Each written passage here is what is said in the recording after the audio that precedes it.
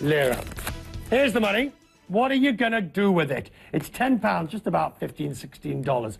Well, a vicar who handed out £10 notes to his congregation, asked them to invest the money for him, has had his prayers answered. He was Reverend Richard Steele.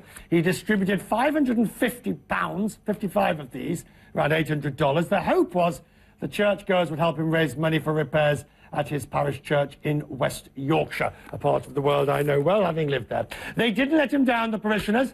They handed back £9,000. Now, we talk profit about this, 16 times the original outlay.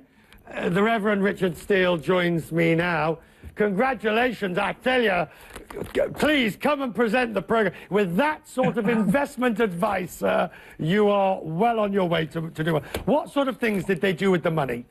All sorts of things. Somebody brought some canvases and did some multimedia artwork. Lots of people bought things like for baking, a lot of food being produced, lunches being produced. But somebody, when the snow ever stops, is going to take people for a wilderness walk. So he's using it for petrol and for flyers to promote it. So all sorts of things.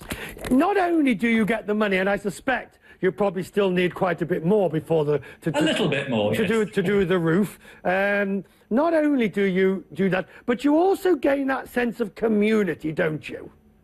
I think that's absolutely really very, very important. It's a bit of the last stretch for our fundraising, and it really seems to have energised people, and people have really put a lot of effort into it, and it's gone beyond the church community. It's gone into the wider community, and people have been talking to friends and got some enthusiasm and everything there. So it's really good. Your idea came, of course, from the parable of the talents, when, of course, money was handed out by a property owner to some of his servants.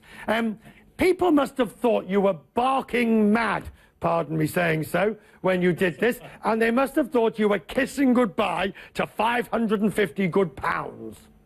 They did. There was a lot of cynicism in some of the comments on the websites and so on when I did it. But I haven't had any problem, and I'm absolutely sure nobody's just gone off down to the pub or anything like that. And some people, I mean, one young 11-year-old girl has made £542 by producing cards from her own photographs. I mean, stunning work.